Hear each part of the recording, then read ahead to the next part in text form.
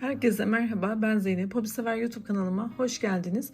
Bugün sizlere tığ işi kolay, ortası çiçekli, hanım dilendi motifi anlatımı yapacağım. Bu modelde çok güzel bebek battaniyesi olur arkadaşlar. Yatak örtüleri, kırlent birçok alanda değerlendirebilirsiniz. Yine aynı zamanda çanta, hırka birçok yerde kullanılabilir. Eğer battaniye yapıyorsanız birleştirme tekniklerimi yine bu videomun sonundaki linkte bulabileceksiniz. Tüm detaylarıyla anlattığım videolarım bu videonun sonunda olacak. Kullanmış olduğum ipler koton iplikler. Hemen şöyle bakalım.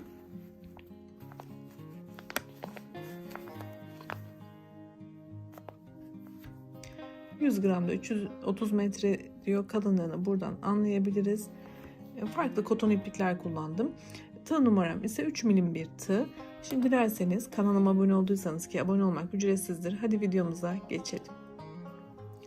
Evet, bismillah diyelim ve başlayalım. Sihirli halka yaparak başlıyoruz. 3 zincir yaparak başlıyorum. Ve şu küçük ipi de geriye dönük tutacağım. Ve bu boşluğun içerisine bir kere sarıp 2 kere de çıkarttım. 8 tane toplamda ikili trabzan yapacağım. Bu birdi. Zincir hariç 8 tane ikili trabzan yapalım.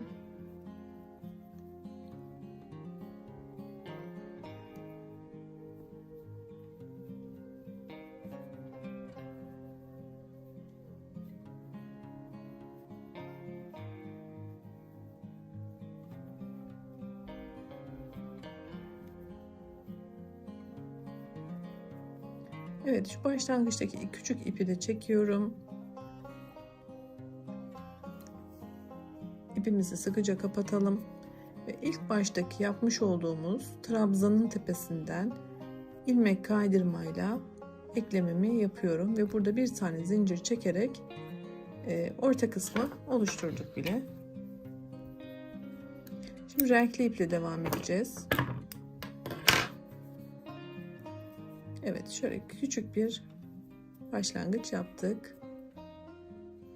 Evet, herhangi bir trabzanın tepesinden ilmeğimi sabitliyorum. Şu şekilde tığımın üstüne atıyorum. Ve burada 1, 2, zincirimi 3'e tamamlıyorum. Şunu sıkıştıracağım. Şimdi aynı yere tığımın üstüne bir kere dolayarak yine 2 seferde çıktığım 2 tane ikili trabzan yapacağım.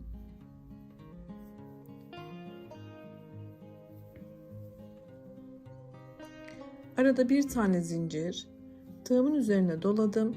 Şimdi yanındakine bir tane, aynı yere ikinci trabzanımı yaptım ve aynı yere üçüncü trabzanımı yapıyorum. Bu şekilde aralarda bir zincir, 3 tane trabzan şeklinde bütün trabzanların tepesine bu şekilde üçlü trabzan gruplarımızı yapalım. Toplamda 8 tane trabzan grubumuzu oluşturalım. Evet, başlangıç noktamıza kadar geldik. Burada da bir tane zincir yapıp şuradaki trabzanın tepesinden kaydırma yaparak burada ipimizi keselim. Orta kısım hazır. Şimdi beyaz olan kısma geçiyor olacağız. Şöyle motifimize bir kere daha bakacak olursak, burada kareyi daha güzel ve bütün sağlayabilmek adına bu köşelerde üçlü trabzan yapacağız. Aralarda ikili trabzan. Üst sırada ise ikili trabzan şeklinde ilerliyor olacağız. Bu iki sırayı tamamladığımızda motifimiz tamamlanacak. Fakat sizler daha büyütmek isterseniz yine aynı şekilde bu beyazın ikinci sırasını tekrar ederek sürekli büyütebilirsiniz. Hemen geçelim. Herhangi bir köşeden iki tane buradaki grubun arasından şöyle ipimi bağlıyorum. 1, 2, 3 ve zincirimi 4'e tamamladım. Burada ikili trabzan yapacağım için, üçlü trabzan yapacağım için 2 kere doluyorum. ve ikişer ikişer çıkartıyorum. 3 adımda çıktık. Tekrar 2 kere doluyorum. İkişer ikişer çıkarttım.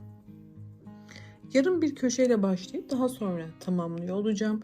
O yüzden bir tane zincir çekerek diğer grubun orta boşluğuna 3 tane ikili trabzan yapıyorum.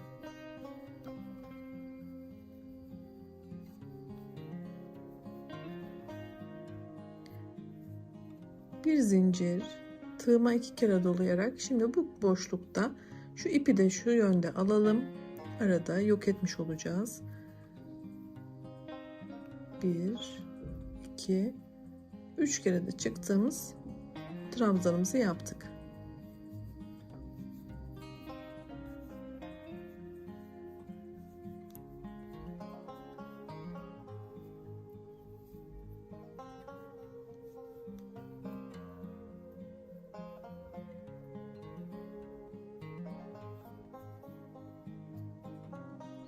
Burayı köşe olarak belirlediğim için 2 tane zincir yapıp tekrar aynı noktada 3 tane üçlü trabzanımı yine yapıyorum.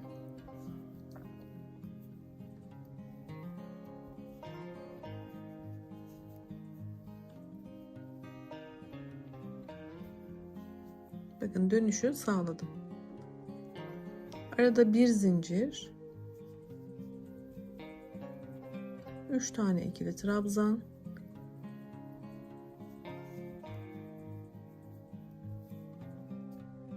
bir zincir ve köşe oluşturuyorum.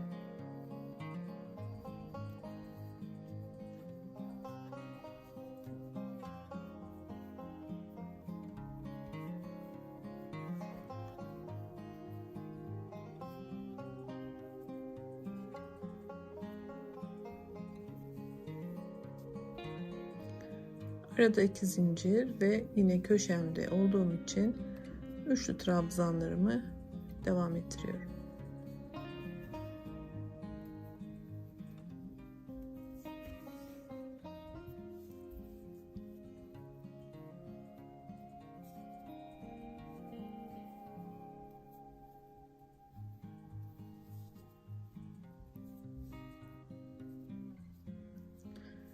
Devam edelim. Bir zincir,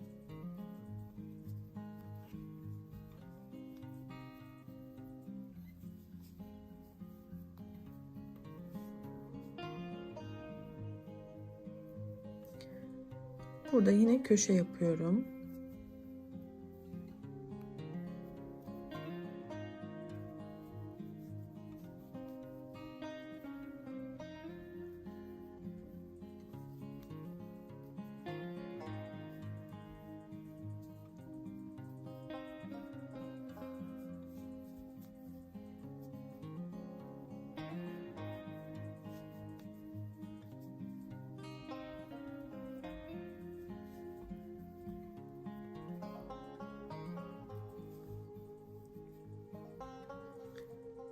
Evet, köşemizi tamamladık. Yine bir zincir yaparak şu ara boşlukta üçlü trabzan grubumuzu yapıyoruz. Ve ilk başlangıç noktama geldim. Burada bir köşe oluşturmuştum. Yarım olarak başlamıştım. Burayı tamamlıyorum.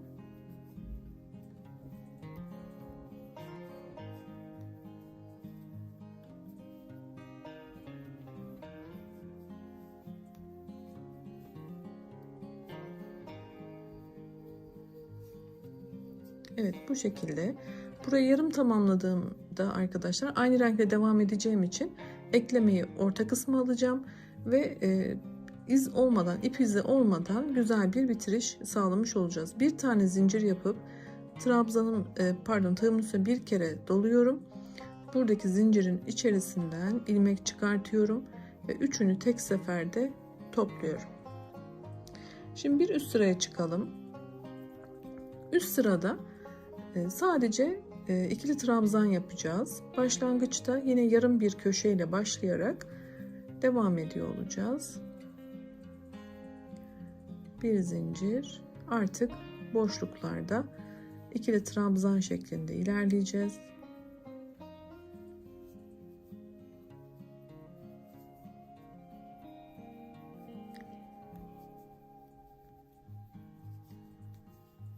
Bundan sonrası aynı devam ediyor olacak. Sadece bitirişi göstermek istiyorum. Şuradaki köşeyi de göstereyim arkadaşlar. Motifimiz tamamlandı. Dediğim gibi tüm birleştirme videoları bu videomun sonundaki linkte olacak. Ayrıca kanalımın ana sayfasından oynatma listelerime de bakabilirsiniz. Birçok farklı kategoride örgü modelim var. Onlara da göz atın lütfen. Abone olmak da ücretsiz. Onu da hatırlatayım tekrar. Desteklerinizi bekliyorum. Evet, bu şekilde devam edelim. Sonda bitirişi göstereceğim. Ben motifimi bu sırada bitiriyor olacağım. O yüzden size bitirişi göstereceğim. Eğer daha büyük yapmak istiyorsanız bu son sıramızı tekrar edebilirsiniz. Tekrar ediyorken bir zincir çekerek ortada ilmek birleştirerek üst sıraya çıkabilirsiniz. Daha muntazam olması için. İstediğiniz kadar sırayı yaptıysanız ve bitiriyorsanız bu şekilde artık 2 zincir çekerek bitirebiliriz arkadaşlar. Buradaki trabzanın tepesinden de ilmek kaydıralım. Bir tane zincir çekerek motifimizi tamamlayalım. Daha sonra daha ince bir tığ yardımı ile şöyle arkalara gizleyin arkadaşlar. Bu şekilde motifimizi tamamlamış olduk. Beni izlediğiniz için çok teşekkür ediyorum. Yeni videolarda görüşmek ümidiyle sağlıkla kalın. Hoşça kalın.